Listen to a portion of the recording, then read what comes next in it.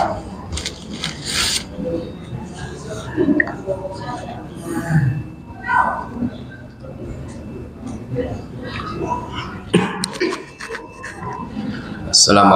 warahmatullahi ta'ala wabarakatuh. Alhamdulillah rabbil alamin, wassalatu wassalamu ala ashrafil anbiya'i wal mursalin wa ala alihi wa ashabi rasulillahi ajma'in. Ashhadu an la ilaha illallah wahdahu la syarika lah wa ashhadu anna sayyidana Muhammad ibn Abdullah salawatullahi alaihi wa salamuhu sallallahu alaihi wa ala alihi wa ashabihi wa man sara ala nahjihi wa tamassaka bisunnatihi ila yaumiddin wa sallama tasliman katsiran mazida amma ba'd. Alhamdulillah, pada pagi hari ini kembali kita bersyukur kepada Allah Rabbul Alamin atas segala limpahan nikmat dan karunia yang telah Allah Subhanahu wa taala berikan kepada kita semua. Berselawat kita kepada Rasulullah Muhammad sallallahu alaihi wa ala alihi wasallam dengan lafaz Allahumma salli ala Muhammad wa ala ali Muhammad. Semoga dengan salawat yang kita bacakan menjadi pertanda bukti cinta kita kepada Rasulullah Muhammad sallallahu alaihi wasallam, dan semoga kita semua mendapatkan syafaat Nabi pada hari kiamat kelak. Amin ya rabbal alamin. Jemaah kaum muslimin wal muslimat, al-hadirin wal hadirat rahimani wa rahimakumullah. Kita sekarang berada di penghujung tahun Hijriah. Artinya tak lama lagi atau beberapa hari lagi kita akan meninggalkan bulan Dzulhijjah. Kita akan meninggalkan tahun 1446 Hijriah dan masuk kepada tahun 1447 Hijriah. Maka oleh karena itu saya yang berceramah pada pagi hari ini tertarik untuk merefleksi diri kita masing-masing. Artinya apa? Muhasabah untuk bagaimana supaya menjadi insan yang lebih baik lagi ke depannya, dan tentunya merujuk kepada hadits Nabi alaihi salatu wassalam yang diriwayatkan oleh Imam Muslim dalam sahihnya, sebaik-baik manusia itu adalah orang yang bermanfaat untuk manusia lainnya. Jadi oleh karena itu jamaah, kita akan membahas hal-hal yang berkaitan dengan masalah interaksi sosial dengan manusia.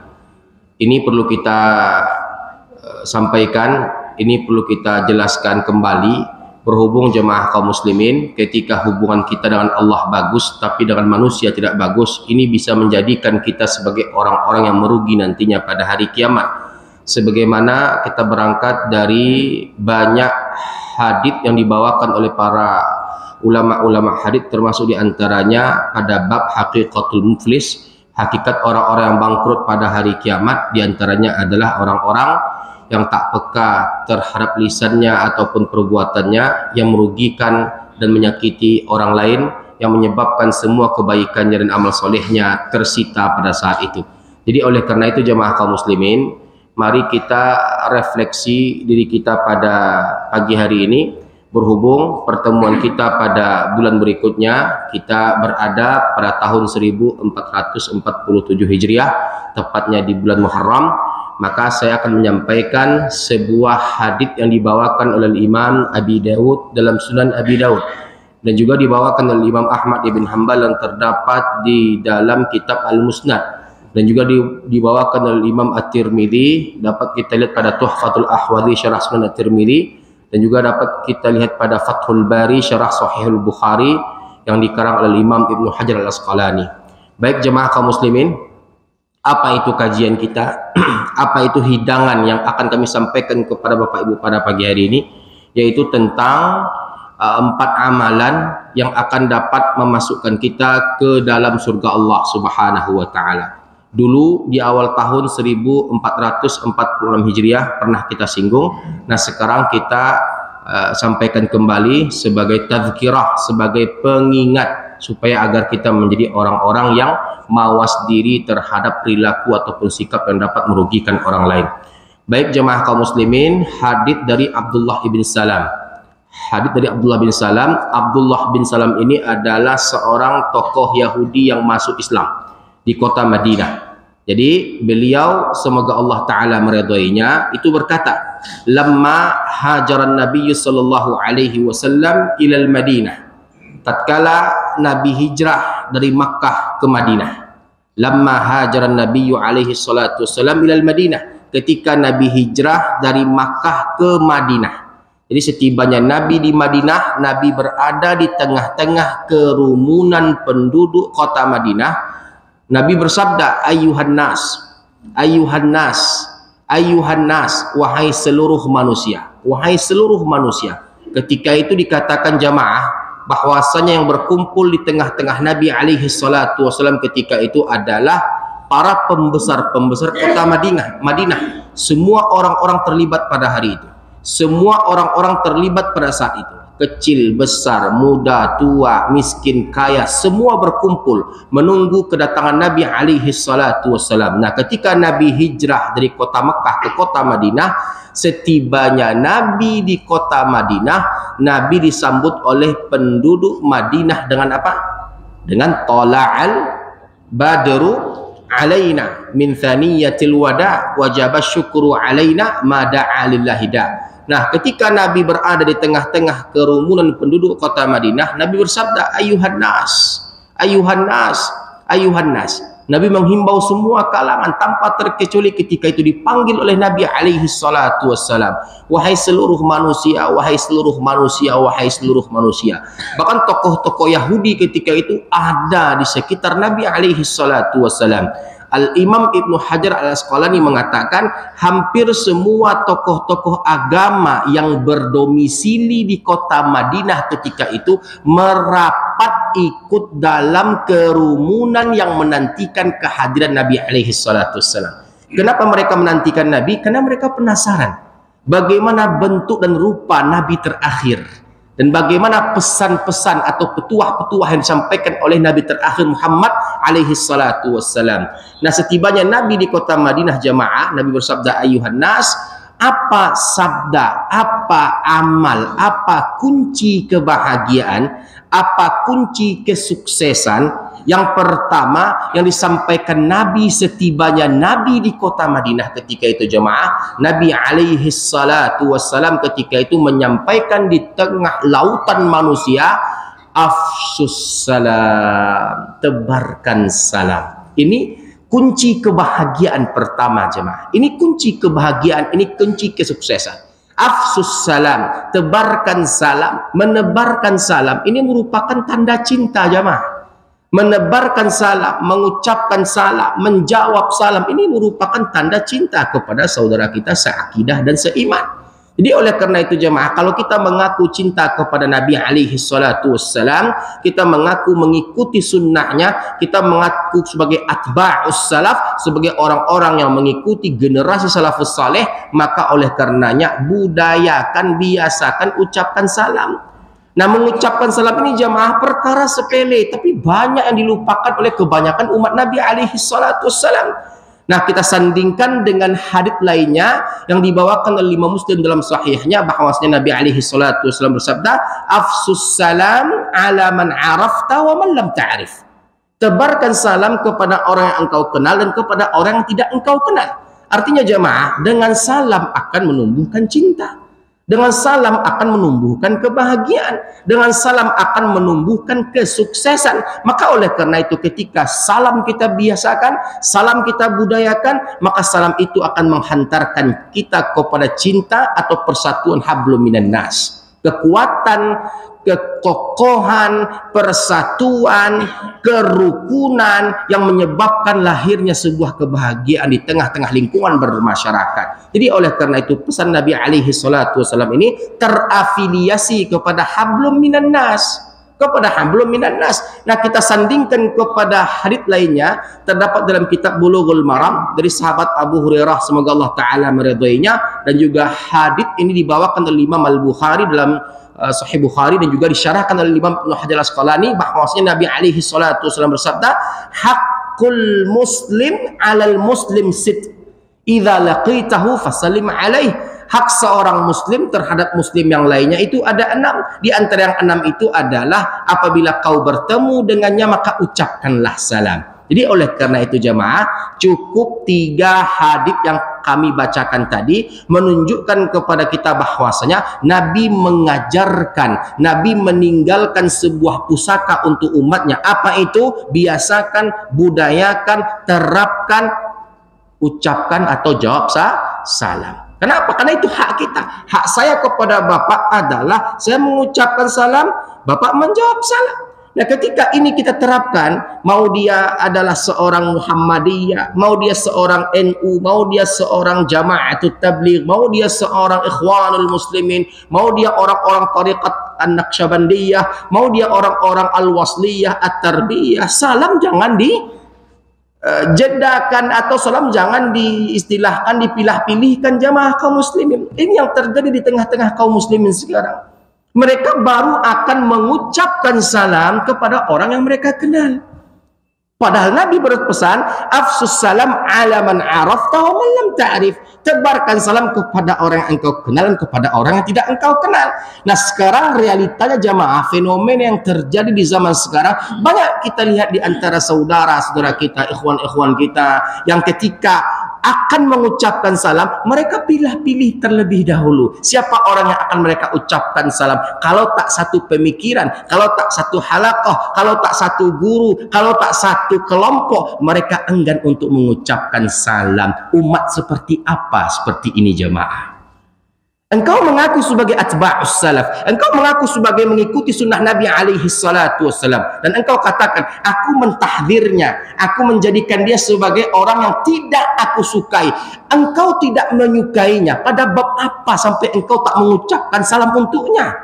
Kita boleh membenci maksiat orang jamaah, kita boleh membenci bid'ah yang ia kerjakan, tapi sungguhnya ketahuilah bid'ah tersebut belum tentu mengeluarkannya daripada Islam. Maksiat tersebut belum tentu mengeluarkannya daripada Islam. Mau dia NU ataupun Muhammadiyah, dia saudara kita. Dan saya bukan menebarkan syubhat. Kita sekarang berbicara salam.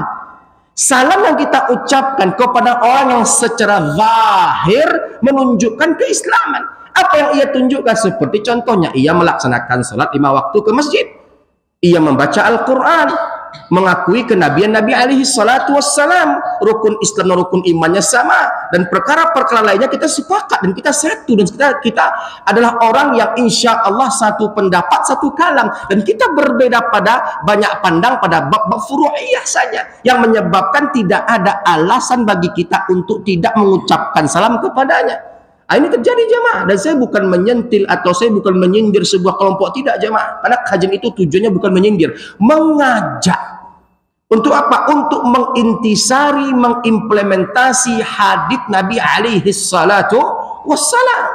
Nah, ketika engkau mendapatkan seseorang yang melakukan kesyirikan, kalau tidak engkau tegur dengan hikmah wal mau'izah al hasanah, engkau ucapkan salam, maka ia akan semakin jauh dengan kesyirikannya.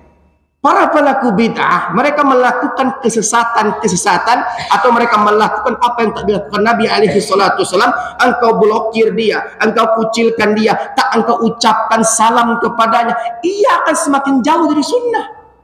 Jadi ketika perilaku seperti ini merasa eksklusif jamaah kaum muslimin yang dimuliakan oleh Allah Subhanahu wa taala, menyebabkan apa? Menyebabkan iftiraq bainal ummah, menyebabkan perpecahan, menyebabkan terjadinya kelompok-kelompok, menyebabkan terjadinya perpisahan-perpisahan di antara kaum muslimin. Jadi oleh karena itu jamaah kaum muslimin yang dimuliakan Allah, tahu atau tidak, dulu Madinah sebelum Nabi alaihi salatu wassalam datang ke kota Madinah itu namanya adalah Yathrib, sebagaimana apa yang dikatakan oleh Imam Az-Zahabi dalam kitab Siyar A'lamin Nubala, namanya Yathrib.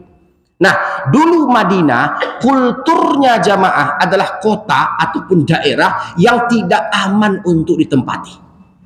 Kenapa tidak aman jamaah? Kenapa tidak kondusif? Kenapa tidak aman untuk ditempati jamaah kaum muslimin? Karena dulu Madinah adalah daerah sensitif. Apapun permasalahan, mereka selesaikan dengan jalan peperangan dan pertumpahan darah.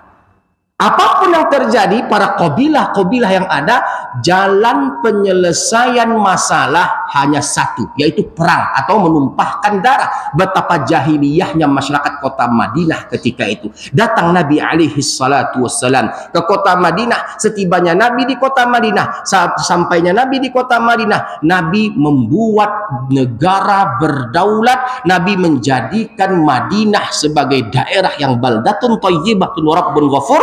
Apa strategi Nabi ketika itu jamaah? Nabi membudayakan. Taktik Nabi menyatukan antara muhajirin dan ansor adalah Nabi membudayakan, membiasakan, menerapkan untuk masyarakat kota Madinah. Untuk apa? Untuk mengucapkan, menebarkan, menjawab salam. Apa yang terjadi jemaah setelah itu? Beberapa tahun Nabi berdomisili di kota Madinah. Madinah menjadi negara berdaulat, menjadi daerah percontohan untuk daerah-daerah lainnya. Betapa agungnya cara dakwah Nabi alaihi salatu wasallam dalam mempersatukan setiap lapisan elemen masyarakat yang tinggal di kota Madinah. Jadi jemaah, kalau kita ingin dikompakkan oleh Allah, kalau kita ingin disatukan oleh Allah dalam kehidupan berkemanusiaan, dalam kehidupan bermasyarakat, biasakan untuk mengucapkan salam. Kalau tidak begitu, Nabi tidak akan ajarkan tangga-tangga dalam mengucapkan salam. Apa itu tangga-tangganya Ustaz? Seperti contoh, sebagaimana hadits yang dibawakan oleh Imam Muslim dalam sahihnya, liyusallimas saghir 'alal kabir, hendaknya yang kecil menyapa yang besar. Coba lihat jamaah, betapa indahnya tangga adab yang diajarkan Nabi alaihi salatu wassalam. Betapa indahnya attitude etika yang diajarkan Nabi alaihi salatu wassalam. Liyusallimas saghir 'alal kabir, hendaknya yang kecil menyapa yang besar. Sehebat apapun ilmu kita, ketika kita sigar, ketika kita kecil, siapa yang besar, ucapkan salam kepada orang-orang yang lebih tua. Ini merupakan sunnah yang terlupakan jamaah. Jadi oleh karena itu jemaah kaum muslimin, kalau kita mau memahami seperti apa yang dibawakan oleh Imam Ibnu Hajar al-Asqalani, orang yang mengucapkan salam, orang yang menebarkan salam, mereka adalah orang-orang yang sangat beruntung, dan mereka adalah orang-orang yang beruntung. Apa keberuntungan orang-orang yang mengucapkan salam? Keberuntungannya adalah mereka mendapatkan doa-doa kebaikan dari kaum muslimin. Contoh Bapak Ibu yang dimuliakan Allah, kita praktekkan apa yang dikatakan oleh Imam Ibnu Hajar al-Asqalani dalam kitab Fathul Bari Syarah Sahih Bukhari. Saya mengucapkan salam, Bapak Ibu menjawab salam. Bisa? Bisa? Assalamualaikum warahmatullahi taala wabarakatuh. Berapa orang yang hadir pada pagi hari ini? Berapa orang yang hadir pada pagi hari ini, Pak? Berapa orang, Pak? Oke, taruh 100, taruhlah 100. Lebih atau kurang kita prediksi atau perkirakan 100. Secara tidak langsung 100 orang mendoakan keselamatan untuk saya, betul? Betul? Rahmat dari Allah untuk saya, betul? Keberkahan dari Allah untuk saya, betul? Bukankah di antara kebiasaan baik di antara kaum muslimin saling mendoakan? Betul? Jadi ketika Bapak tadi menjawab salam saya, secara tidak langsung Bapak mendoakan keselamatan, rahmat dari Allah dan keberkahan dari Allah untuk saya. Jadi oleh karena itu jamaah, kita beruntung dan kita bagian daripada orang-orang yang beruntung, kata Imam Ibnu Hajar. Nah, semakin banyak kita menebarkan, mengucapkan salam, semakin banyak orang yang menjawabnya, semakin tinggi potensi kita mendapatkan kemuliaan di sisi Allah Subhanahu wa ta'ala. Jadi oleh karena itu jamaah kaum muslimin, jangan pilih-pilih dalam hal mengucapkan salam. Kecuali dia orang-orang kafir yang jelas secara zahir kekafirannya jemaah, seperti kita perhatikan dia Nasrani, dia Majusi, dia Hindus, dia adalah orang-orang seperti liberal yang memang seperti orang-orang ateis, atau mereka yang orang-orang yang menghinakan agama Allah, atau mereka yang murtad secara sadar dan secara sengaja. Maka ini beda cerita atau beda pembahasan. Namun ketika kita melihat seorang secara zahir, dia menunjukkan keislamannya, dan menunjukkan ukhuwah Islamiyahnya kepada kita semua, maka sunnah di antara sunnah-sunnah yang diajarkan Nabi kepada kita adalah tebarkan salam. Jadi Bapak Ibu, salam ini adalah mengakrabkan, merukunkan, mengompakkan, menyatukan, insya Allah. Nah, kalau kita lihat fenomena, jadi begini Pak, saya melihat rata-rata banyaknya terjadi kasus perselisihan, banyaknya terjadi kasus pertengkaran, banyaknya terjadi kasus perkelahian, itu berawal dari miskomunikasi. Betul Pak? Betul Pak? Contoh, saya sebagai warga baru di komplek lingkungan Masjid Ad-Da'wah. Saya warga baru. Saya baru tinggal di sini 2 tahun. Jadi Bapak Ibu, saya termasuk orang baru, dan ketika bersosialisasi dengan masyarakat lainnya, contoh dalam hal tegur sapa saja, kita masih banyak masyarakat kita jemaah yang mengatakan aden lo kamanyako paja tu dengan lamo tinggal risiko lah 20 tahun yang tinggal risiko, padahal saya lebih tua. Contoh Bapak Ibu, umur saya 50 tahun, berkebetulan saya tinggal di sini baru 2 tahun. Gara-gara merasa paling lama, hati bermasalah, tak mau menyapa orang yang lebih tua, menganggap dirinya lebih senior. Ini contoh nyata yang ada pada lingkungan kita bermasyarakat. Siapa aja itu? Nah, ini kalau bahasa Minangnya apa ya? Siapa aja itu? Dia lah mau tinggal di situ. Dari anduang, dia lah tinggal di situ. Nah, siapa? Kan begitu Pak. Nggak seperti ini Islam mengajarkan kita. Nah, jadi oleh karena itu jemaah kaum muslimin yang dimuliakan Allah, Nabi pesankan ini supaya apa? Supaya kita nggak baca kak, Pak. Kita nggak baca kak, Bu. Karena perkelahian itu terjadi bermulai dari apa? Dari itu. Ego. Yang singgahnya apa? Menahan diri untuk menghormati orang melalui ucapan salam. Nah, jadi oleh karena itu Bapak Ibu, kalau kita sandingkan nih, karena kita banyak masyarakat Minang di sini Bapak Ibu, Rumbai ini kan saya perhatikan Pak, umumnya Pak, ya saya tidak menafikan adanya suku-suku lain, jadi boleh saya pakai bahasa Minang Bapak Ibu, boleh saya bawa petiti petetah Minangkabau Bapak Ibu, boleh Pak. Nah, jadi begini Pak, saya waktu pulang dari Jordan itu Pak, tahun 2022 awal, selesai 2021 akhir. Saya pulang dari Jordan, waktu itu Covid Bapak Ibu, diterbangkan, kuliah online setahun, sisanya offline, karena berhubungan ketika itu qadarullah musim pandemi, pas wisuda kita diberangkatkan dengan berbagai macam syarat yang sangat ketat, ya kuliah S3 Bapak Ibu. Nah, pulang saya ke Pekanbaru, ketika itu menyandang gelar strata 3, ya di Fakultas Syekh Nu Al-Qudat, di Fakultas Syekh Nu Al-Qudat, jurusan fikih dan usul fikih. Jadi saya doktoral fikih dan usul fikih. Jadi Bapak Ibu, pulang saya ke Pekanbaru, lalu apa kata ayah saya? Waang barangke pulang ke kampung kini. Bato tu ya, ngerti bahasa Minang Pak? Ngerti bahasa Minang Pak? Bato tu ya, baa tu ya, ngapa tu ya. Nggak perlu kami terjemahkan Bapak Ibu. Bato tu ya, indah ado guno gelar S3 di Piaman. Bako bisa mode itu ya, pulang ang kini ang 7 mama ang tanyo bima caro baa caro mambiak gala tuangku. Payang ke Pakandangan, kata ya saya Bapak Ibu yang dimuliakan Allah SWT. Jadi Bapak Ibu, saya campakkan gengsi yang ada. Kenapa saya campakkan jamaah? Karena ada ilmu yang tidak kita temukan di bangku-bangku perkuliahan. Betul? Apa ilmunya Pak? Ilmu raso pareso Pak. Tahu raso pareso Pak? Ilmu raso pareso kok Bapak Ibu tidak ada di bangku-bangku perkuliahan. Coba cari Pak. Nggak ada dong Pak. Nggak ada dong Bu. Ilmu raso pareso kok kita barajajuk pengalaman. Jadi Bapak Ibu, berangkatlah saya ke Pariaman ketika itu sampai puasa Pak. Saya duduk dengan guru yang tidak tamat SD Bapak Ibu. Seorang tuangku, seorang pakiah, murid langsung dari murid Buya Hamkah. Jadi Bapak Ibu, berguru belajar petitih petatah Minangkabau, belajar adai bersandi syarak bersandi kitabullah syarak mengato adai memakai. Bahkan Bapak Ibu, saya bisa menerjemahkan bahwasanya setiap adat yang ada dalam kemuliaan falsafah Minangkabau itu tak ada satupun yang bertabrakan dengan sunnah Nabi alaihi salatu wassalam. Kalau ada orang yang mengatakan adat Minang itu berseberangan dengan sunnah Nabi alaihi salatu wassalam, maka orang itu perlu belajar adat istiadat kembali. Terkait dengan pusako tinggi, pusako rendah, bakok jatuh ke anak padusi segala macamnya, itu ada alasannya jamaah. Ada alasannya. Bakok jambak tidak bisa menikah, bakok jambak tidak bisa kawin, bakok jambak tidak bisa bersatu. Kenapa tidak bisa? Dan ada istilah-istilah lainnya Bapak Ibu, itu perlu dipelajari.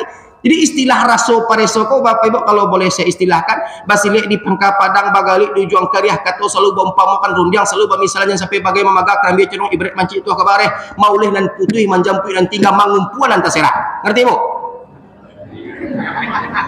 Ngerti Bu? Mauleh nan putih manjampui nan tinggal mangumpuan nan tasera. Alua samuri turui limbago samuri tuang.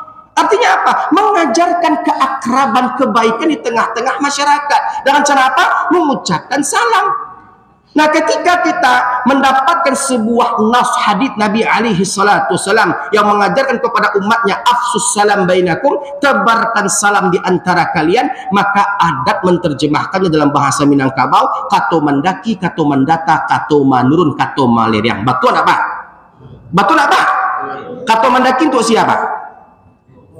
Kato manurun untuk siapa? Kato mendata untuk siapa? Kato malaria? Bakok kato bapilah-pilah Pak. Kato itu kan cie Pak. Bakok bapilah-pilah menjadi ampe Pak. Tafsirnya Pak. Nah, itulah kemuliaan petiti petatah tadi itu Bapak Ibu. Nah, di Pariaman tuh Bapak Ibu setinggi apapun galak itu Pak, kalau ndak ada galak tuangku di mungkunya Bapak Ibu ndak didang aja orang piaman Bapak Ibu. Picayolah. Ada orang piaman juga Pak. Ada orang piaman juga Pak. Nah, coba angkat tangan Pak, mau piaman Pak. Coba angkat tangan Pak. Ambo kabatannya cie Pak. Coba Pak, ada orang piaman Pak. Coba angkat tangan. Coba angkat tangan Pak, orang piaman. Ada orang piaman Pak?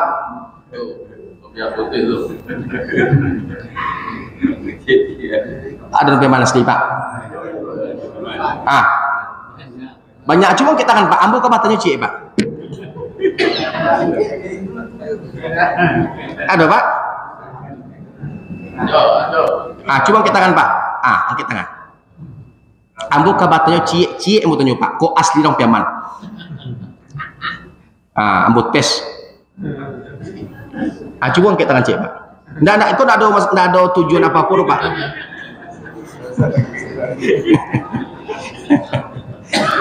Coba Pak, minta tolong Bapak. Kita lanjut sebelum kita lanjut kepada kajian berikutnya. Ada Pak sampai mana asli Pak? Coba angkat tangan Pak.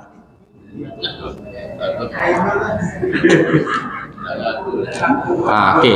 Karena tidak ada nama angkat tangan, amboji dalam kamus perpariamanan. Kok asli orang piaman Bapak Ibu? Apa beda galego pagai jo kali tunja? Galego pagai jo kali tunja. Kok asli orang piaman? Apa bedanya Pak?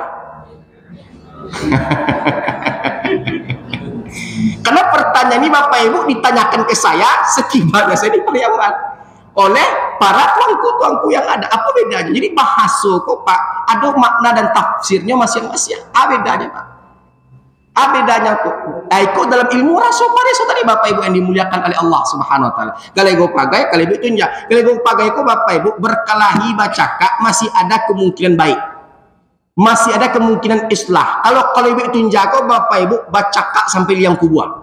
Sampai putih tulangang di kubuan ndak kalian maafkan wa angdoh. Ngerti Pak? Itu kali ibu tunja tuh Pak. Jadi Bapak Ibu yang dimuliakan Allah, kembali kita kepada kajian kita jemaah kaum muslimin. Artinya apa? Salam itu menghadirkan cinta.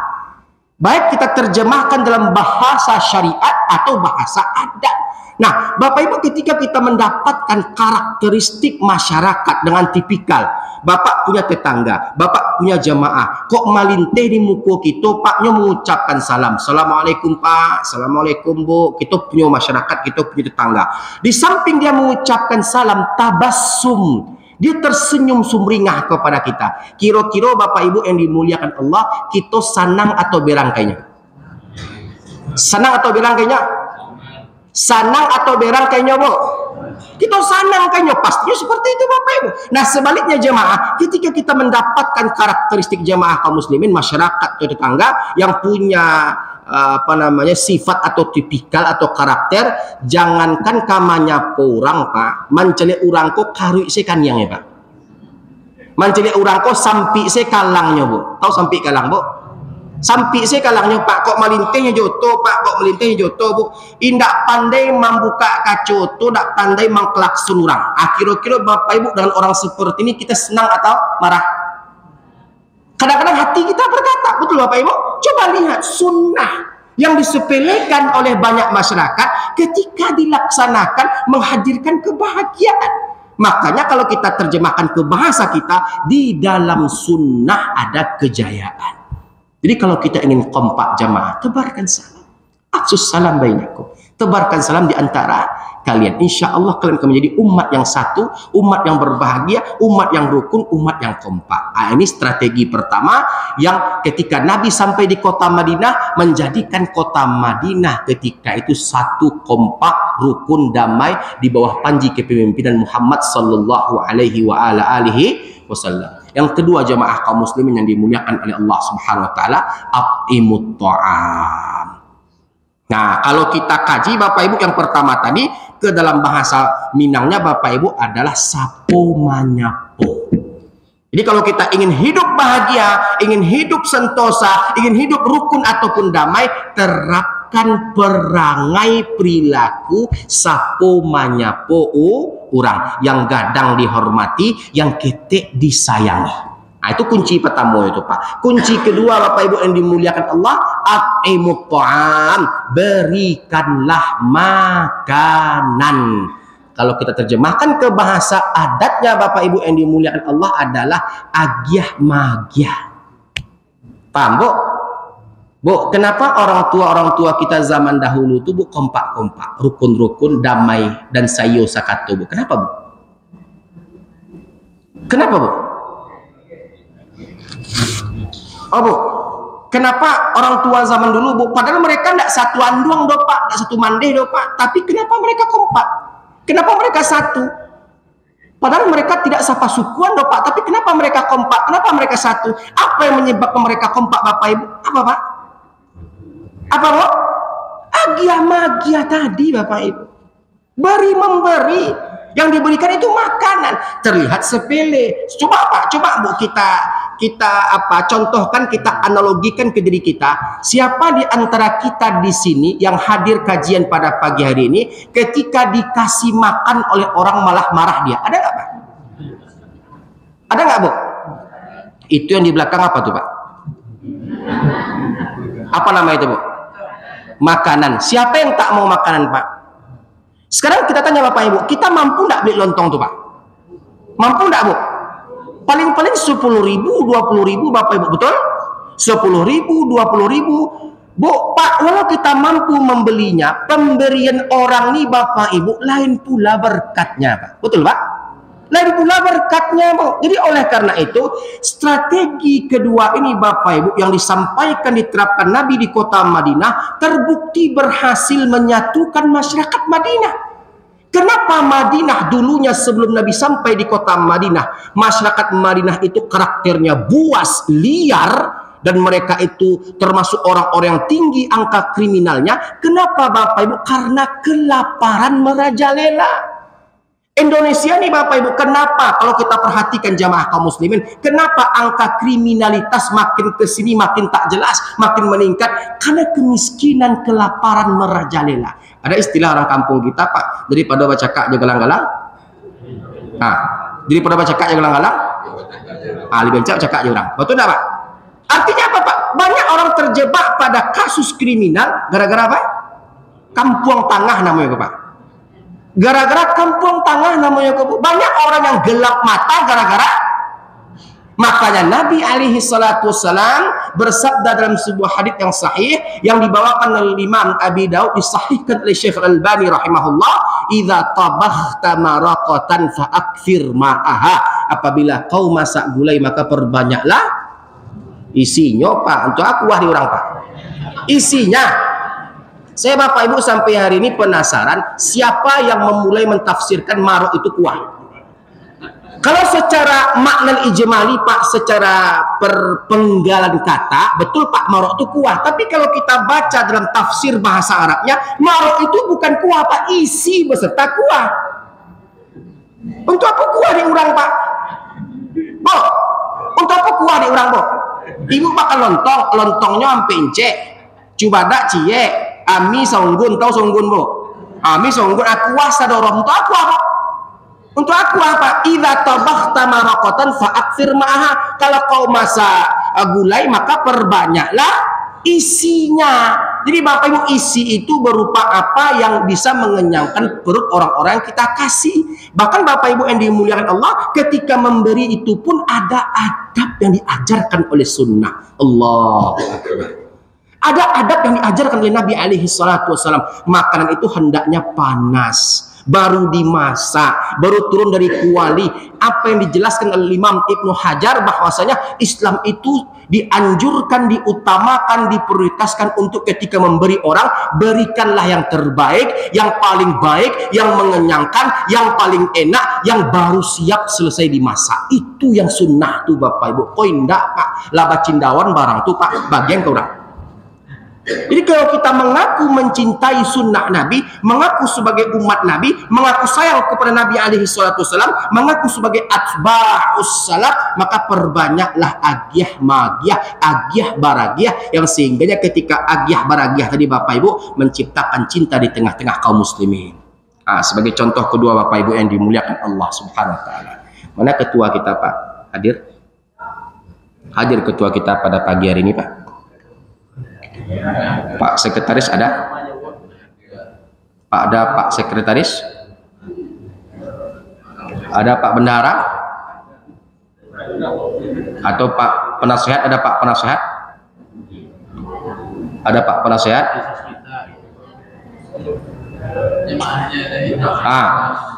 Kita ambil contoh izin Pak Penasehat. Izin Pak Penasehat. Sekali lagi saya minta izin.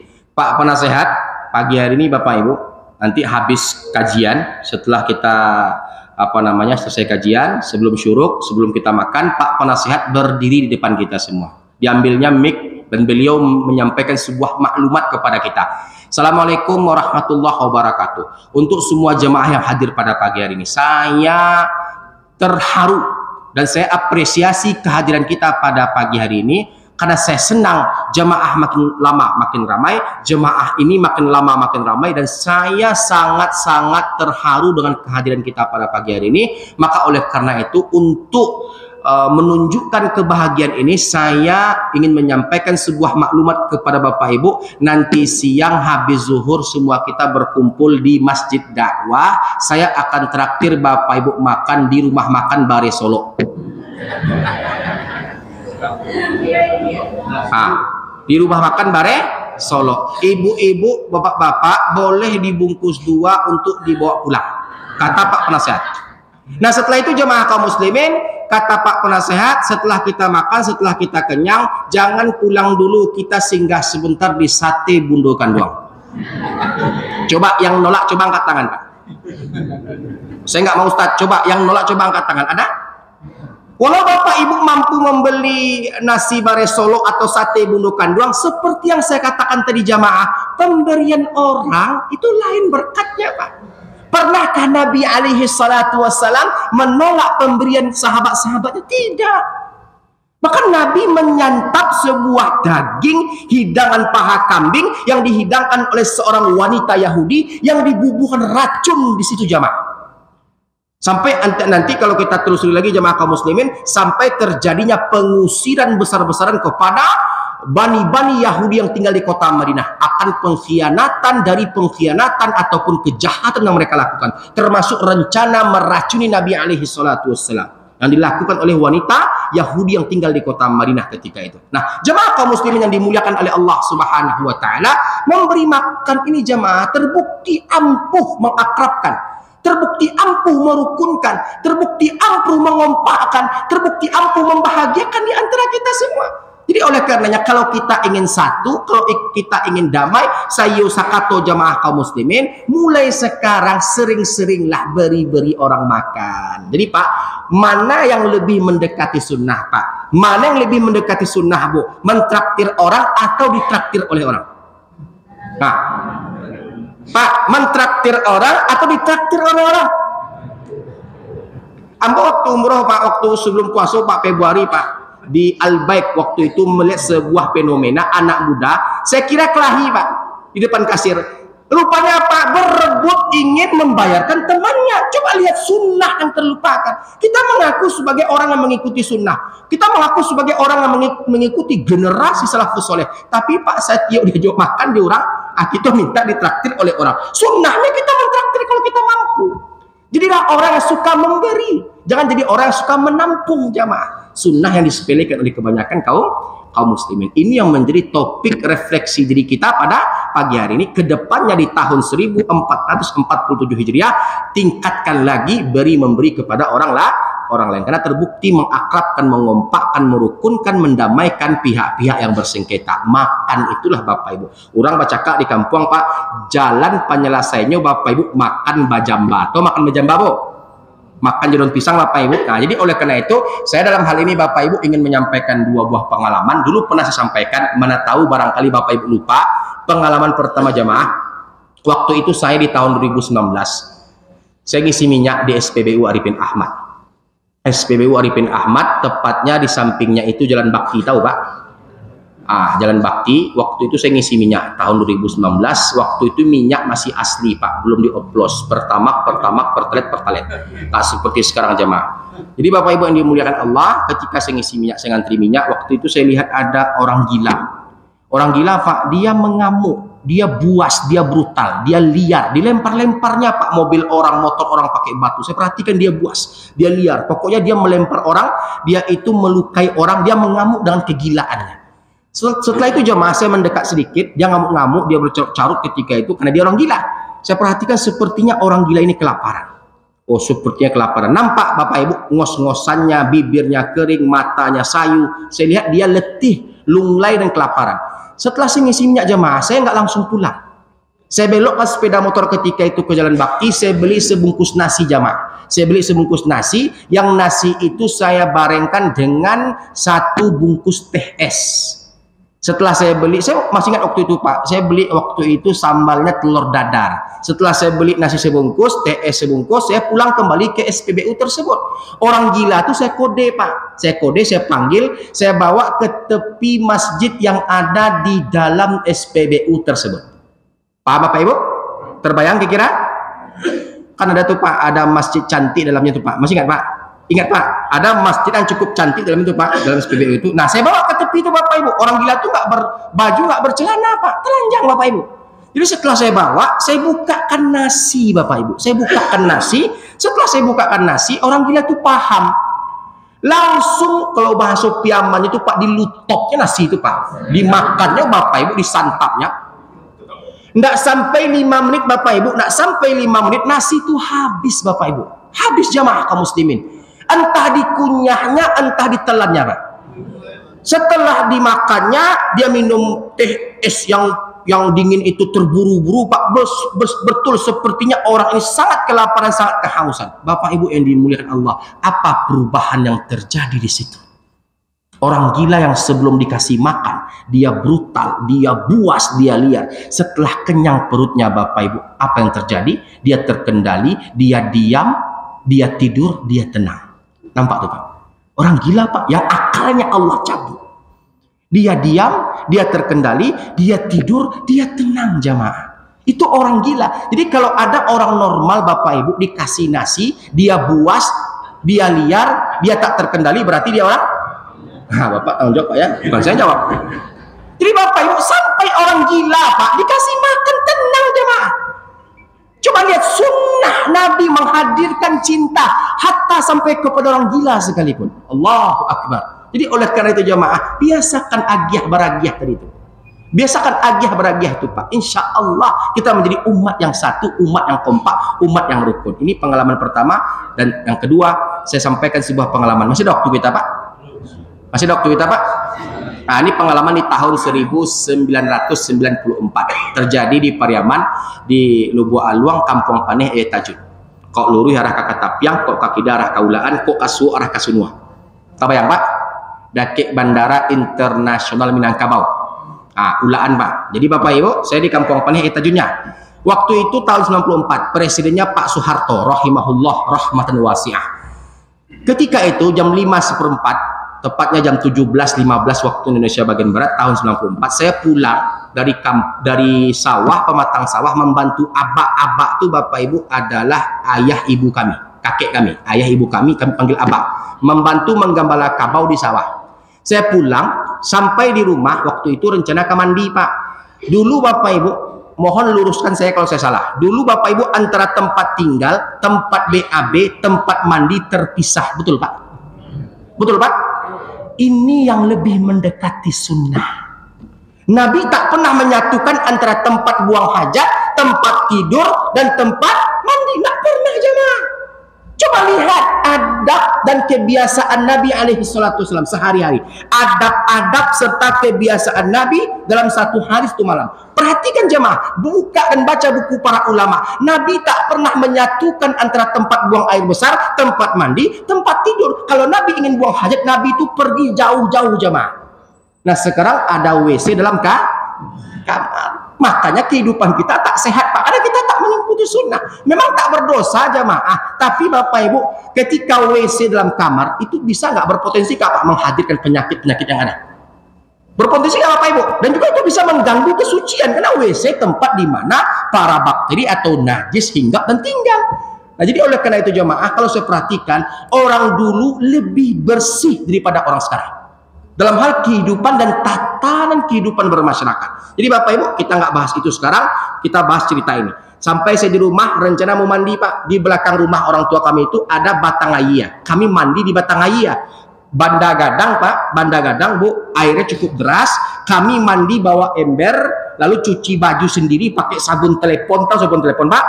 Pakai Gunda, tahu Gunda Pak? Bros. Jadi ketika mau saya angkat, saya bawa anduk, saya mau pergi ke batang ayia, tiba-tiba pintu rumah saya ada ngetok. Assalamualaikum. Assalamualaikum. Waalaikumsalam. Siatu, kata saya kepada orang ngetok pintu. Iko tekjuh nak.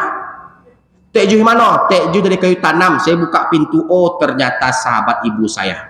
Namanya Tekjuh. Nama aslinya Jusmaidar. Rahimahullah, telah meninggal dunia. Orangnya kecil-kecil, rambutnya pendek, orang kayu tanam. Asli orang kayu tanam. Di Pariaman tuh Bapak Ibu, Jus itu dipanggil,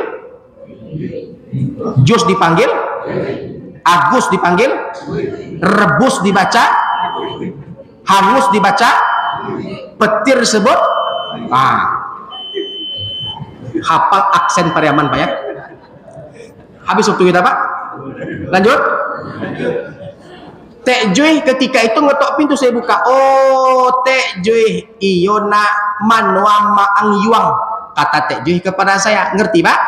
Manua maang yuang, amak di pasar alun pulang. Ketika itu ibu saya jualan pacah balah di pasar Lubu-Aluang. Pulangnya lapih maghrib Pak. Amak di pasar alun pulang. Apa tuh kata saya kepada Tekjuh. Jambara maang pulang yuang. Amak mungkin pulang beko lapih maghrib Apa tuh onde lamua maang pulang yuang. Iyo nah itu do yuang beko kok pulang amaang yuang. Beko kok pulang amaang. Agiah kamak di, kata Tekjuh kepada saya. Ketika itu Bapak Ibu, Tekjuh menyerahkan ke saya rantang warnanya putih, ada corak bunga-bunga. Rantang itu di besi Bapak Ibu, 5 lapis rantang itu Bapak Ibu. Bapak Ibu yang dimuliakan Allah, dari kayu tanam ke Lubu-Aluang pakai sepeda sampai tipi tapak terompat Tekjuh itu Pak. Mangyo sepeda Pak. Untuk menghantarkan rantang ke rumah kami. Beko kok pulang amaang agiah kamak di. Ini kunci sukses, kunci kompak, kunci rukun orang-orang tua kita pada zaman dahulu. Beko kok pulang amaang agiah kamak di. Adi Tekjuh pulang, saya kasih minum karena dia haus. Tekjuh pulang, di kayuhnya sepeda Pak, ke kayu tanam. Pintu saya kunci, rencana mau mandi Pak. Bapak Ibu yang dimuliakan Allah, dek parik litak Bapak Ibu, anak-anak zaman dulu Pak acuk litak dari Pondok Kanyang Batu Pak. Dek parik litak Pariaman, litak Payakumbuh beda Pak. Litak Pariaman, litak paru, litak Payakumbuh, litak badan. Dek parik litak, ambo cibuak-cibuak lah isi rantang tu Pak. Ambo cibuak-cibuak Bu. Tahu cibuak-cibuak Bu? Ambo cibuak-cibuak Pak isi rantang tu Bapak Ibu yang dimuliakan oleh Allah. Ternyata isinya sambal lamak kau Bu. Kasado Allah, hanya lama sambal tu Bu. Lapisan rantang pertama tu Bapak Ibu isinya talua barendo. Tabak bakara. Kara itu rapuh Bapak Ibu. Nggak perlu kita ceritakan, nanti kita ngilir pula Bapak Ibu kan. Talua barendo. Yang kedua sambal lado tanah. Yang ketiga dendeng lambok, ndak batokok rebuk lambok. Yang keempat gulai pucak ubi jo ikan badak. Yang kelima pinyaram dek ji orang kayu tanam. Nah dek parilita kami eksekusilah samba-samba tu Bapak Ibu ditampek. Dek parilita ada adab yang diajarkan oleh orang tua kita pada zaman dahulu. Apa itu adabnya jamaah? Kok alun makan ayahang dan cubu-cubuang makan. Betul apa? Betul apa? Nggak boleh dulu anak makan sebelum ayahnya makan. Tapi dek kami lita Bapak Ibu kami eksekusilah di tempat bersama adik-adik. Baci rabu Bapak Ibu kami makan ketika itu. Nah di pertengahan makan pulang sama kami Bapak Ibu. Pulang sama kami ketika itu Pak. Itulah bentuk di antara bakti anak kepada orang tua. Dulu anak-anak itu sangat takut kepada orang tuanya. Ketika sama kami pulang Bapak Ibu, ketika itu manggeretek. Tahu manggeretek Pak? Manggeretek ambo ketika itu, kecamak ketika itu kepada ambo sebagai anak yang paling gadang, anak kedua Bapak Ibu, kecamak ketika itu apunan basungkahan tu nak kata mak kepada saya. Saya masih ingat Pak, apunan basungkahan tu nak kecamak ndak itu debu tadi tek juih mantan samba dek kami litak kayak makan ya bu, ndak ada nak makan lah. Ternyata amak kami nak marah. Amak lah membali samba sa karek sa sai untuk ayah beko malam kece amak kami. Alhamdulillah amak nak berang. Amak kami pun ikut makan dapat sakuduang. Tahu sakuduang Pak? Sepotong. Dapat sepotong Bapak Ibu. Nah, kami makanlah ketika itu, betapa nikmatnya sebuah hidangan ketika itu. Alhamdulillah. Binikmati timus shalihat. Nah, Bapak Ibu 2 hari setelah itu, apa kata amak? Apa kata mandeh saya ketika itu? Tolong ang pulangkan rantang tekjuh kau ke kayu tanam.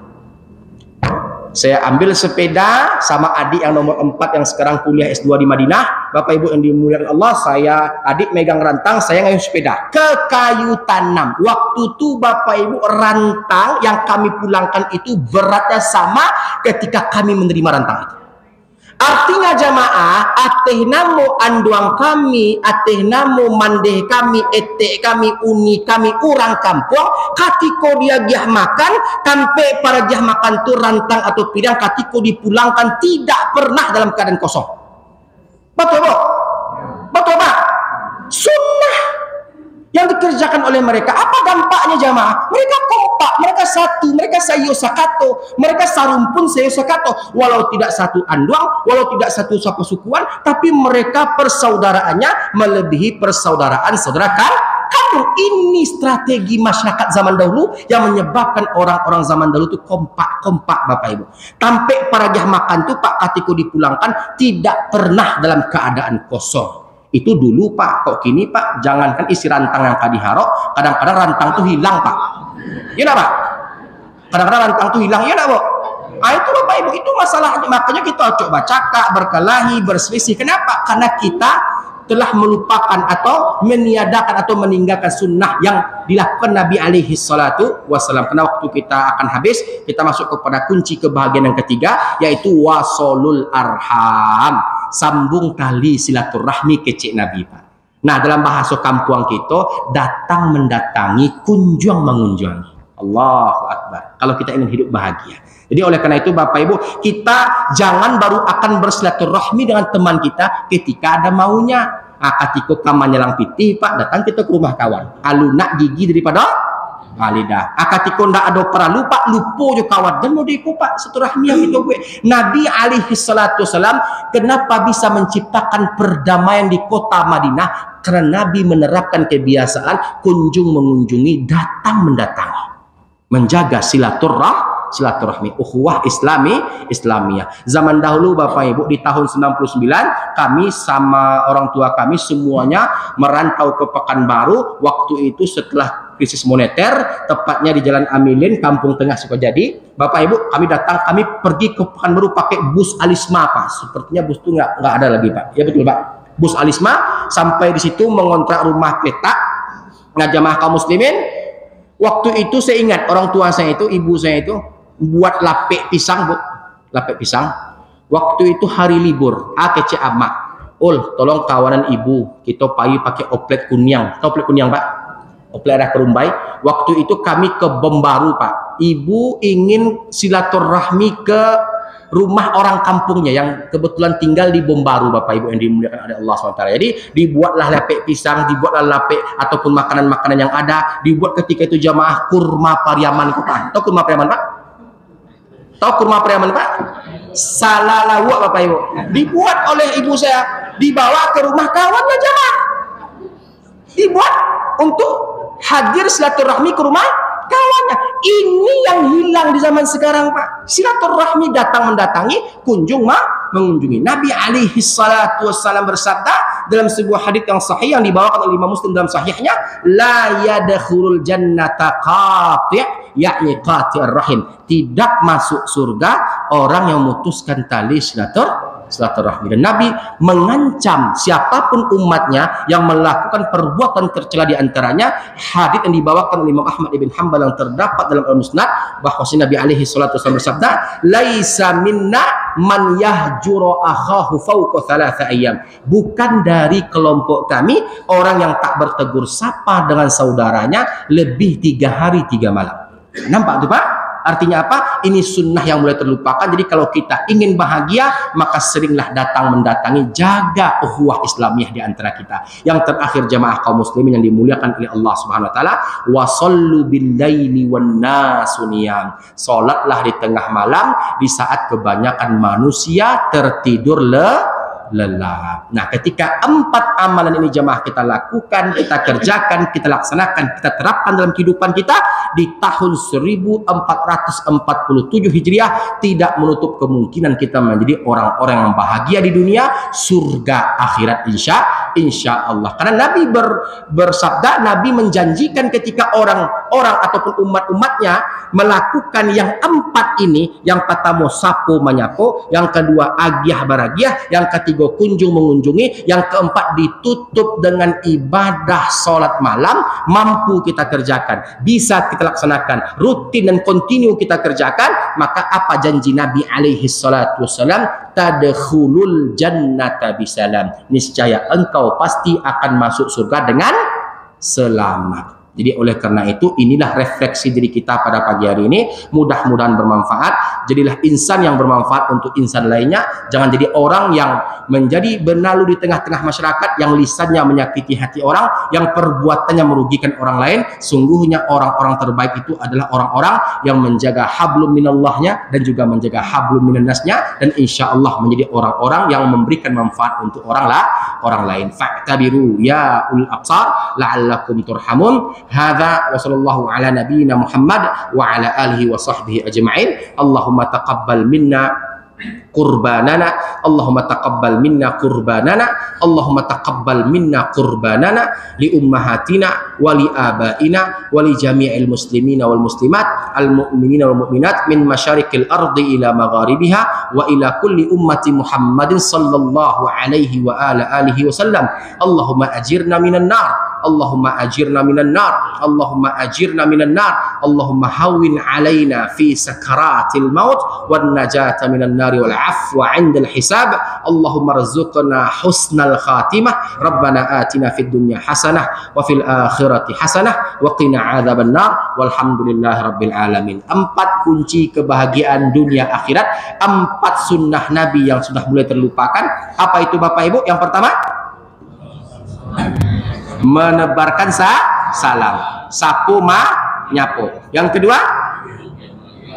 agiah baragiah, memberi makan. Yang ketiga, kunjung mengunjungi, datang mendatangi, jalan menjalangi, atau wasolul arham, menyambung tali silaturahmi. Yang keempat, melakukan ibadah sholat malam. Bisa Bapak mengerjakan yang 4 ini, mampu Ibu mengerjakan yang 4 ini. Apa janji Nabi alaihi salatu wassalam? Tadkhulul jannata bisalam. Niscaya engkau pasti akan masuk surga dengan selamat. Pasti akan masuk surga dengan selamat. Nabi yang memastikannya Bapak Ibu. Kalau Nabi memastikannya berarti apa? Wahyu yang diwahyukan kepada Nabi. Wa ma yantiqu 'anil hawa in huwa illa wahyu yuha. Shadaqallahul azim. Subhanakallahumma bihamdihi, subhanakallahumma bihamdika, asyhadu an la ilaha illa anta, astaghfiruka wa atubu ilaih. Assalamu alaikum warahmatullahi taala wabarakatuh.